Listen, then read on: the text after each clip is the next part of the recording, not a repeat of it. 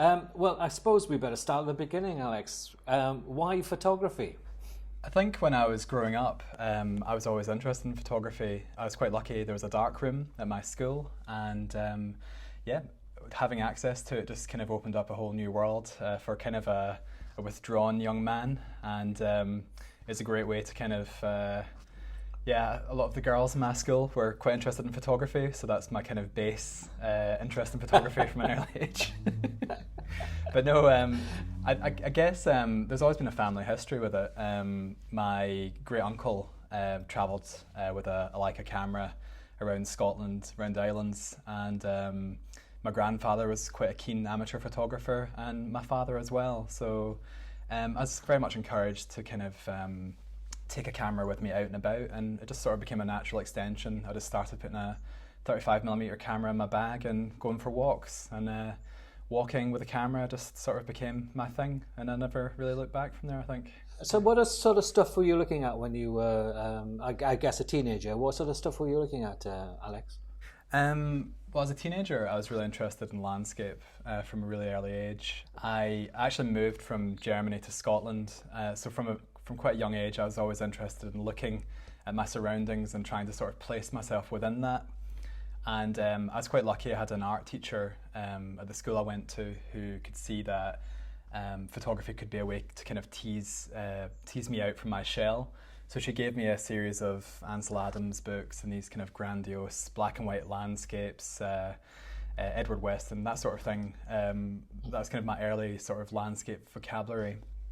Yeah, so I would start looking at the surroundings in Ayrshire, where I grew up, but through the eyes of these kind of American Midwest or West Coast photographers. So Lila Varon, for example, which I can see from my window just now, sort of took on this, huge quality, as if it were, the Grand Teton mountain ranges, or the kind of local beaches became as if they were the great beaches of California, for example. So I started to see the world in that kind of way.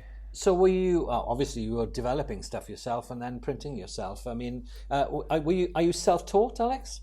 You could say that. I mean, people have helped me along the way, of course, but I didn't study photography at university or at college. I was very lucky that I met a lot of people who were very enthusiastic, who were happy to give me some of their time. So yeah, when I did darkroom work, I had people who would always be looking over my shoulder and helping me, or I always knew that there was a supportive group of people I could go to. So yeah, from sort of my late teenage years, I'd start hanging around with other photographers and, shooting. I did a lot of music photography when I was younger, and I learned so much through assisting people, and that was kind of the way I learned the kind of the reality of photographic work, if not really the kind of the artistic side, which kind of came in a different way. I actually studied art history.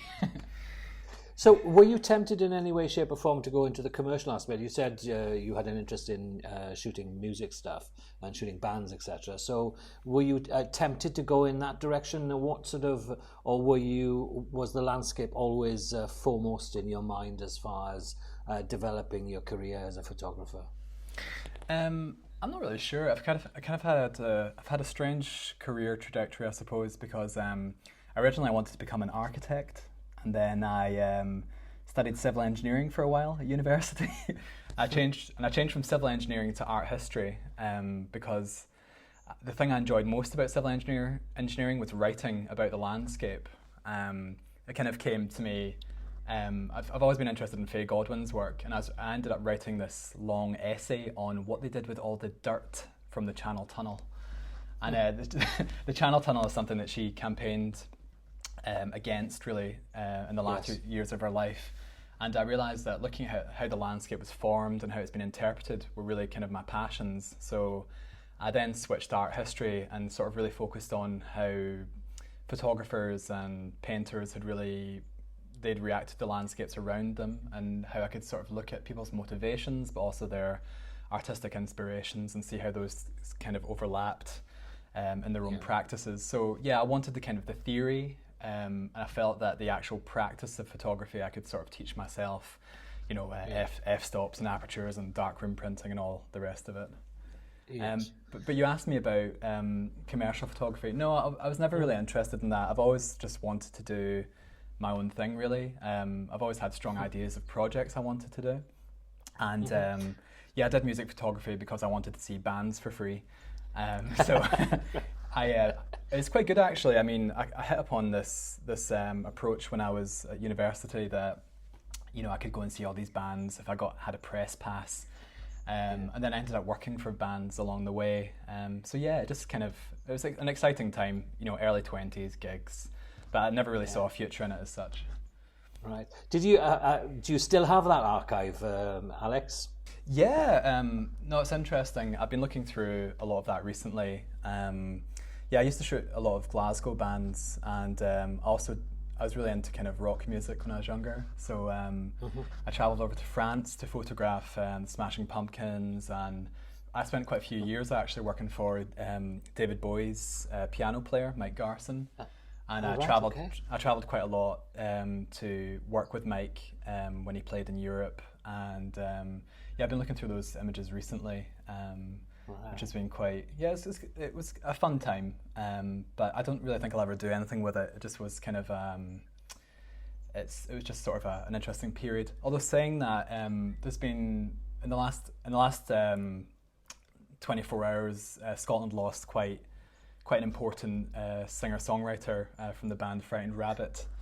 And I photographed that band when they first started playing in Glasgow. So it's funny how things which I kind of mentally had sort of thrown away have now become to me quite important, because seeing pictures of the lead singer Scott kind of playing these small gigs in Glasgow seems to have a kind of poignance to them now, which, you know, perhaps I didn't really consider before, as kind of a record of a period of time. Yeah. So. Yes, indeed. Yeah. So when when was your first gig with nature, so to speak, and with the landscape? When did you actually sort of realise that this is exactly what I want to do? This is the trajectory I'm going to take as a photographer. Yeah, I think it kind of came hand in hand with my studying art history, because I really wanted to do a body of work on the Scottish landscape, and that kind of came along when I was in my kind of early 20s, I suppose. I was really interested in the work of German Romantic artists, and I was interested in kind of how Scottish photographers and people from elsewhere were documenting the Scottish landscape, and I felt it was quite reductive in a way, and quite heavily. There's a heavy sense of the romantic around the Scottish landscape. Yes. Yeah, so I started a project called Sonnets, which was it was kind of a reaction to a Scottish poet called Edwin Morgan, who kind of was a hero of mine when I was growing up. He was this kind of again, another teacher really introduced me to the work of this poet, and how he kind of viewed the Scottish landscape in a kind of a wry way, with a great sense of humour. He kind of placed it within a kind of a much wider international context. He played with time and imagery, and I found this series of poems called Sonnets from Scotland, and it kind of looked at Scottish history and landscape in a very humorous way, which kind of didn't take itself too seriously. And using that body of work, I decided that, you know, I am going to try and make an attempt to make my own Scottish landscape work. So I kind of compiled, you know, I went to my local library, I went to, you know, Waterstones and all these bookshops, and looked furiously through all the magazines and books that, you know, what was it that came up again and again. And you'd have, you know, images of Glencoe, Buccleuch of Moor, Loch Lomond, you'd have Isle of Skye, for example, and I wanted to kind of go a bit deeper. So I did this body of work, which I visited those places, and I worked with a friend of mine called Henning, and we made the most kitsch pastiche of romantic imagery that we possibly could. And this is something, it's the kind of thing you do when you're young and really pretentious. But this body of work, Sonnets, we dressed him in this kind of really kitsch way, kind of like Jack Vettriano type painting. And we placed him in all these landscapes, and some of the landscapes, you know, I was literally standing the model in the holes of the 40 photographers who'd stood there before him, you know, taking the exact same shot. So Loch Nallis, for example, on Rannoch Moor had a tree on a loch, which is very famous and very well photographed. So I made a photograph there. And as I started doing the project, I'd visit all these places that photographers had really, done to death. And I thought, I could make the most kind of biscuit tin type imagery, the most kind of, postcard type, brain dead work that I possibly could to kind of parody that. As a young and angry man, and I thought I'd express myself through landscape photography. But so punk photography, punk landscape photography. But as the series kind of went on, I started photographing the figure henning, in places in Scotland where they had tested anthrax, for example. So Grenade Island and places where there had been perhaps murders or there had been, tragedies. So you'd have this very kitsch image, this kind of very surface level, perhaps visually pleasing image on the site of something on a landscape which is actually quite complicated. So that was me trying to react, and the whole series was really based on, I was kind of bringing my kind of German roots into it, and I was kind of referencing Anselm Kiefer, the German artist who did a series called Besetzungen, which means occupations, where he used this lone figure in the landscape, a reference to Caspar David Friedrich, and he kind of tried to poke fun at the romantic and these kind of kitsch depictions of Europe and where that led to. Anyway, sorry, this is turning into an art history lecture, but that's where I was at when I was 21.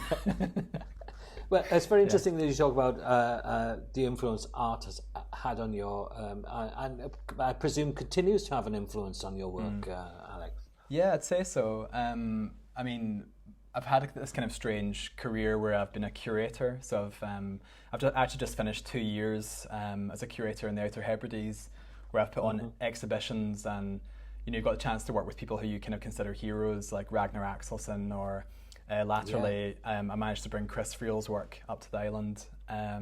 So there's all these people that you continue to have a kind of conversation with. But yeah, I think it's a great time because the access to information now with the internet is much more than I had when I was, a teenager, and just getting access to such a wide variety of interesting artists. I mean, it can be exhausting at times, but it's a kind of a conversation which never really ends. So yeah, I'm constantly feeling quite inspired. Yeah.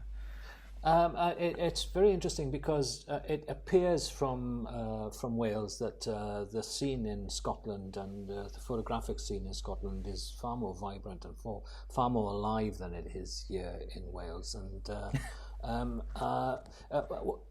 what is the case for that? I mean, is it because there are so many opportunities within the structure in Scotland as it is now? Is that the main reason, do you think? And people like yourself can go off for 6 months to shoot a different area, and it seems lacking in Wales that the opportunities are there, which I always find a little frustrating as far as photography goes. I mean, we're very much a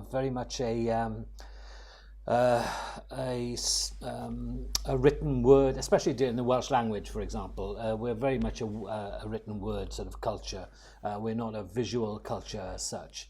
And that always frustrates me. People refer to work, if you're putting a book together, they call it a picture book rather than being... Do you know what I mean? Yes, I do. But it appears that Scotland is far more vibrant. I'd like to know what your take is on that, and why do you think that is the case?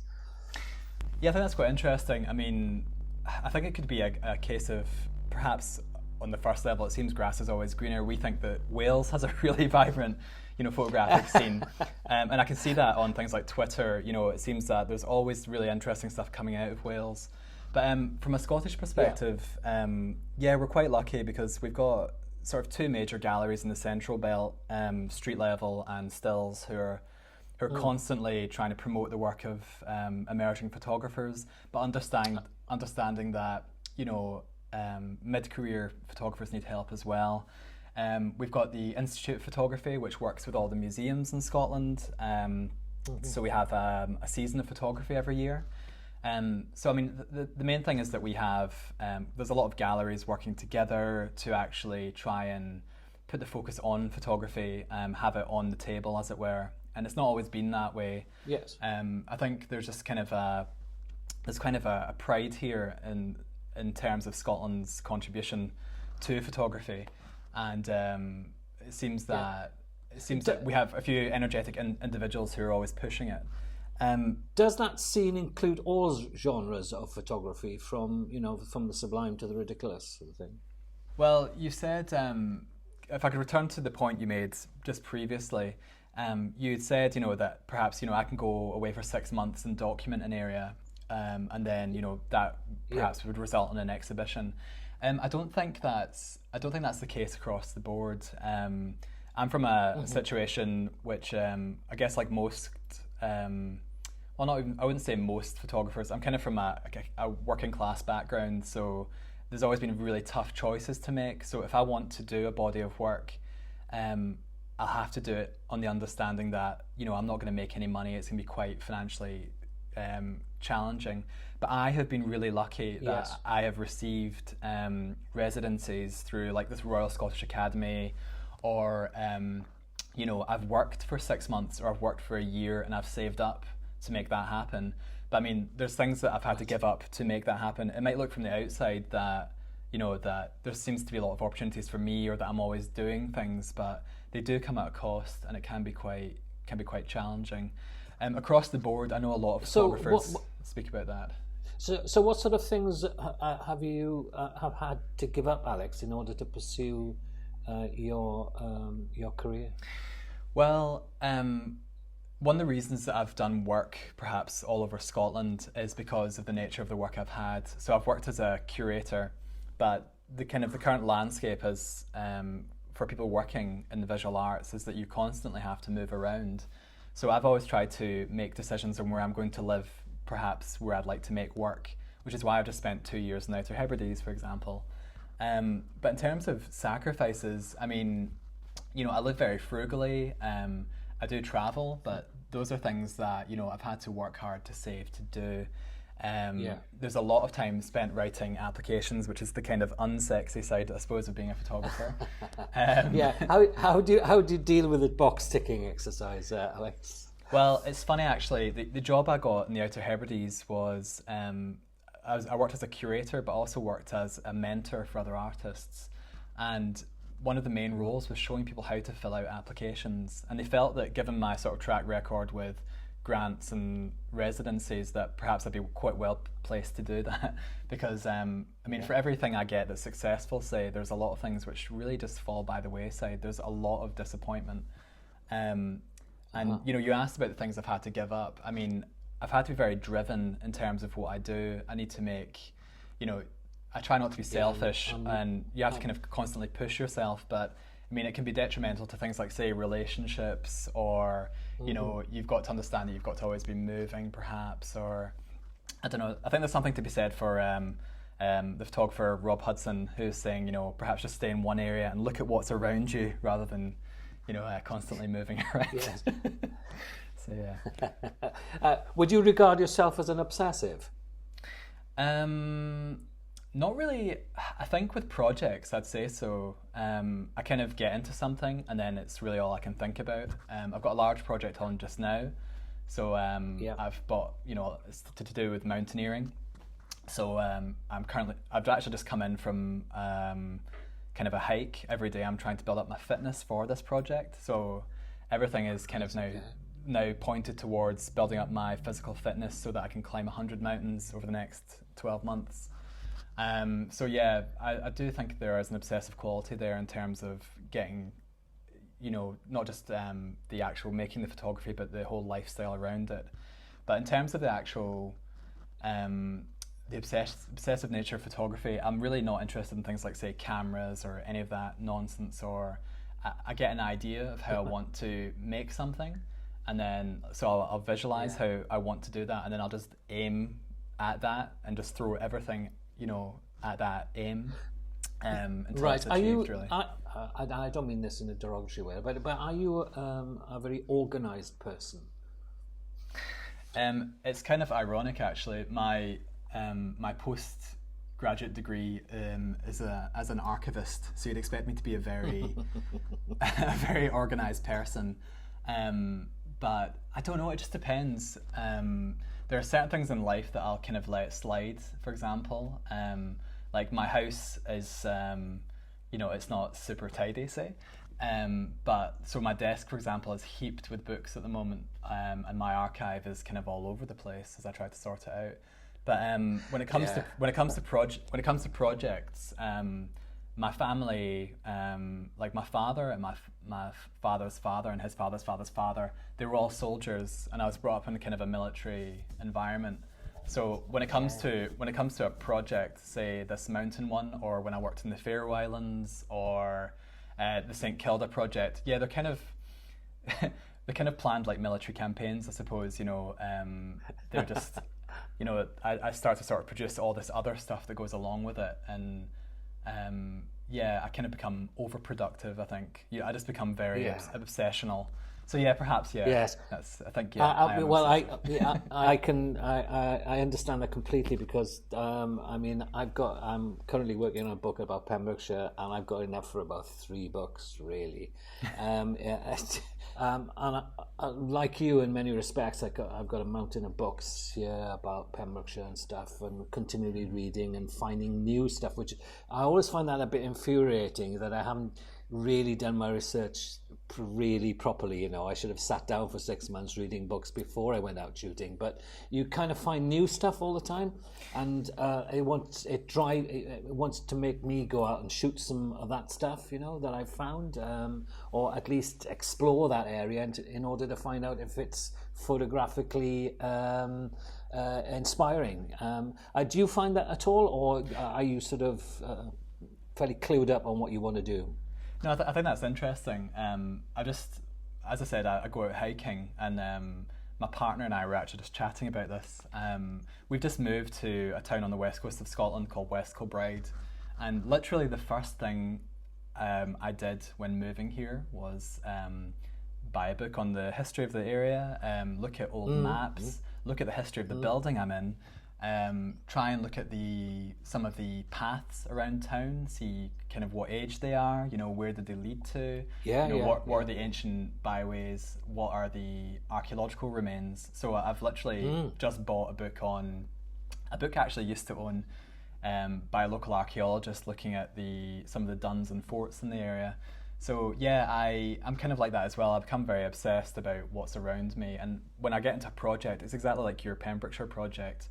You just start to look at different layers of things, and it could start off from looking at something it's kind of like a topographical thing. You look at the names of places and perhaps where they come from, and then you kind of look at the social history, and then you see how all these things interlink, and then the history of how people moved across the area, or what they did for their occupations, and it just becomes this huge out of control thing, which for me it becomes, when I look back at the last sort of 10 years of my life, I can see I've done projects all along that time, and I've become obsessed with certain things. So like the Faroe Islands, for example, at one stage, or say St. Kilda, and they kind of mentally push everything else out. So there's sort of periods of my life where all I read was non-fiction really, and sometimes I regret that I was so engaged with something that I wasn't engaging with other things, and now I'm trying to sort of really give space to other things, because I think the most interesting photographers or most interesting artists are the ones who really move outside their art form, rather than just constantly plough their furrow without referencing or being influenced by complete non sequiturs, things from outside of their current field of vision. So that's why I think it's important I'm trying to force myself to read fiction at the moment, while reading books on mountains.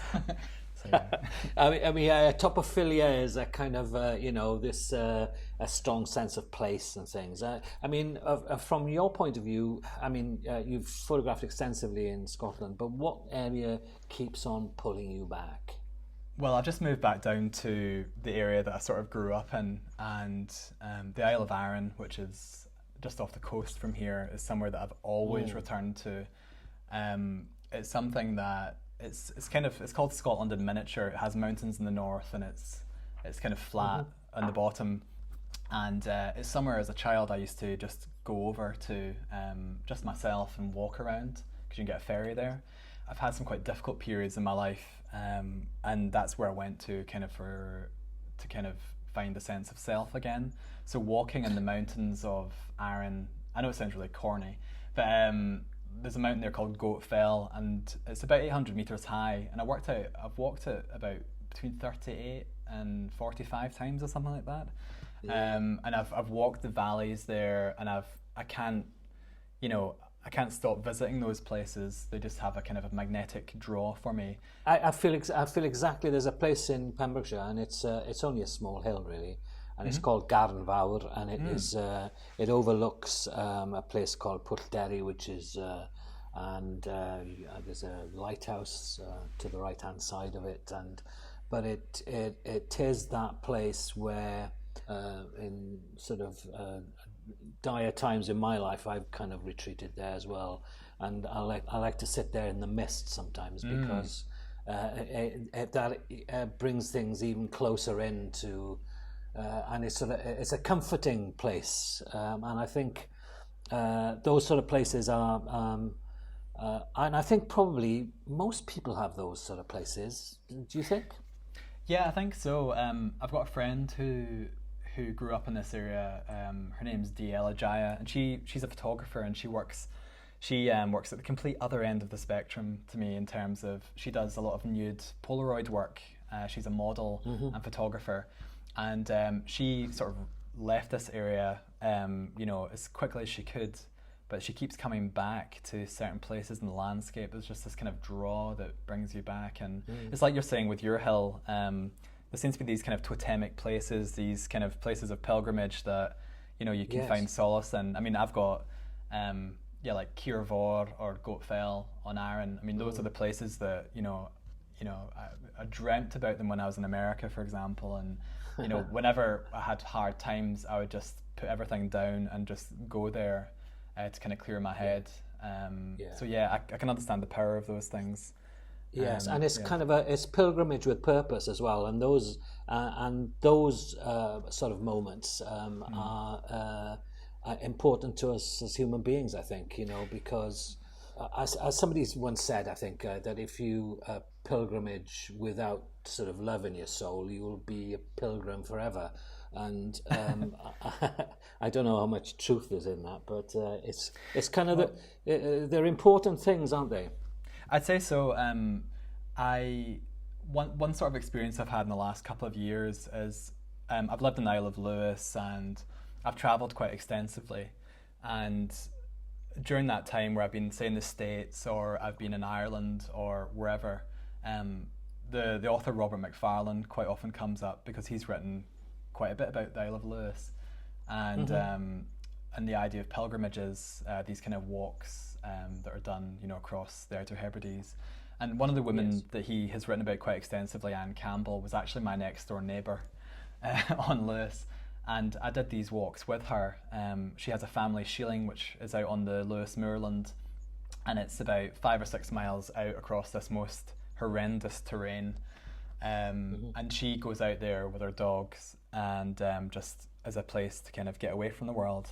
And recounting that story to people who have read Macfarlane is interesting because it then sparks off another conversation about the idea of walking and pilgrimage. And it seems that at the moment there's kind of a renaissance in this idea of being rooted somewhere, or making these kind of journeys, or focusing in more on the idea of trying to protect your inner world through these kind of reflective journeys. That's interesting because one of my favourite books is Songlines by Bruce Chatwin, and I read it. It's just a magnificent book, and he has a Latin phrase in it, and it's solvitur ambulando, and everything is solved by walking, or things are solved by walking, and I kind of I'm so with him on that. It's and as photographers, I suppose we're in that sort of, not in a no man's land. That's probably the wrong terminology, but we're between we're between the spiritual and the being human, I suppose. It's that, and capturing those essences of places is, and I see it in your work. I mean, I feel the power of them, and I think that, and I love the bleakness of some of them, and I think that is something I have in common with you. I love bleakness. Yes. And I love storms, and I love that, And the other thing with some of your techniques as well, because you're using old techniques, but that adds to the magnificence of these places. And was that? I mean, those sort of things you can't plan things like that, can you, Alex? Well, it's interesting. A lot of that work came from me trying to make a change in my life. I did that body of work, Sonnets, which was ostensibly colour photography, which is quite challenging because I'm colourblind. But I wanted to push against that as hard as I could by doing something different. And I had the great fortune to see Sally Mann's exhibition at the Photographer's Gallery, I think about a decade ago or something like that, maybe longer than that actually. And I was interested in if it was possible to do wet plate collodion or any of these old processes in the UK.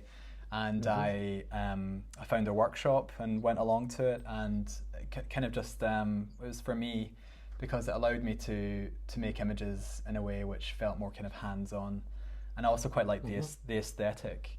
But that was an incredibly quite challenging point in my life. I read something today actually, which was Doug Chinnery talking about having a breakdown, and I found that it seems for him to be so open about these things was, it's great to see that someone can share that experience, because everyone goes through these hardships. And in my previous role working with artists, I found that so many of them had, in fact, almost all of them had mental health difficulties at some stage. And with me, when I first discovered wet plate collodion, I felt like my life was basically falling apart. And I discovered this process and started working with it. And then I was lucky I got a residency over to go and work on the west coast of Ireland. And that's where I started developing a work called The Point of the Deliverance, which was working on the edges of cliffs and photographing sea stacks and the Irish peat moorlands. And at that point in my life, I had a very devil-may-care attitude, and I really didn't care if, working with these chemicals I was quite cavalier with it. The danger is quite seductive, kind of the moth to the flame kind of thing. And I was trying to I think I'd bought into the romantic notion of what an artist is, and I would be working. I remember once I blacked out an old World War II bunker and developed images in there, and on the edge of a cliff.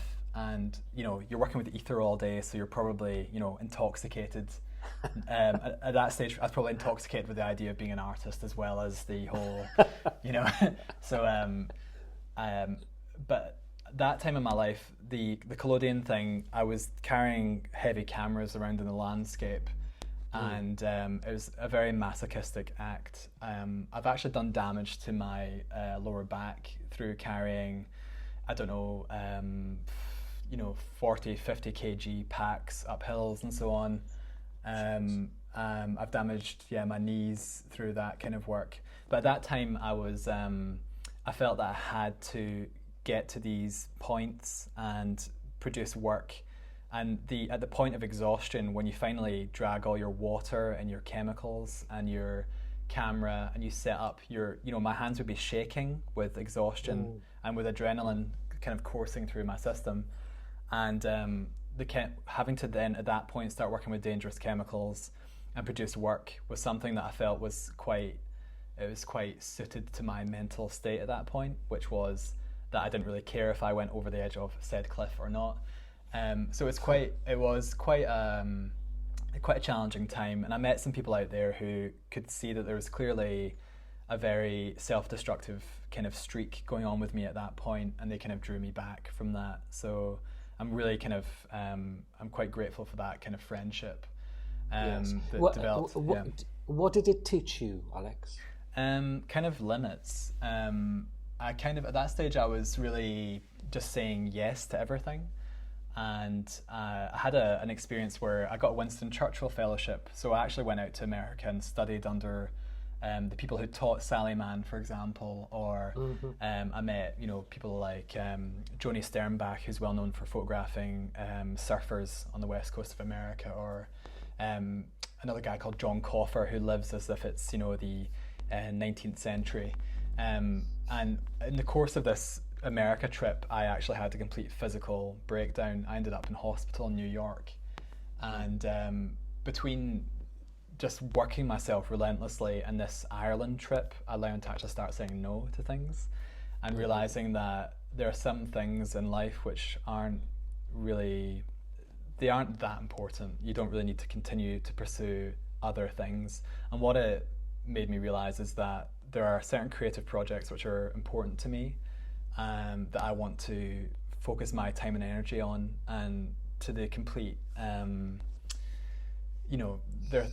there are things which I just don't need to do anymore. Like I won't go to art openings. I won't, spend time trying to promote my work too heavily. I realize all those things are quite inconsequential, and that you only have so many hours in the day. And all that kind of stuff. It's just it's about time. It gives. I mean, I suppose one of the things about being a photographer is that it is quite a lonely existence in many respects. You're on your own with your camera, and because nobody can take the photograph for you, you have to take the photograph yourself, and you have to wander a lot. And it's really funny. I've been thinking a lot about my sort of upbringing, and I guess we're all slaves to our upbringing in many respects. And I was brought up in North Pembrokeshire on the coast, and I was an only child until I was 8 years of age. So that's kind of so loneliness really is kind of, I'm quite happy with. Are you happy with that sort of loneliness and that feeling? I'd say so. I mean, like yourself, my upbringing really did have a huge bearing on like my entire attitude towards life. I was brought up with my younger brother, and I was brought up in quite a military. My father's a soldier, as I mentioned, but I grew up on military bases and was basically left to kind of get on with it. It wasn't really a childhood with a lot of sympathy. It was one which had a lot of targets and drive, and achievements was the whole thing from my father as I was growing up, and it was a single parent family. Those early experiences have meant that my whole work, my whole life has really been trying to find a connection with place, and trying to see my own kind of part within that. And I see that in my partner now as well. She's from Western Australia. So you mentioned Songlines, that's quite an important book for her. And I see her trying to connect with things around her. And she quite, like myself, we try to be alone but together, if that makes sense. And yes, it does. Yes, complete. So our creative lives are, she's a composer and I'm a photographer, and we try to, connect, with what's around us, but we're quite happy with that, in terms of just being alone. It's really interesting you say that, because have you ever thought about collaborating? Because I'm kind of working with a couple of, or I'm talking to a couple of musicians at the moment about doing a collaborative venture which will involve stills and will involve music and their interpretation of a landscape. Have you ever thought about doing the same sort of thing?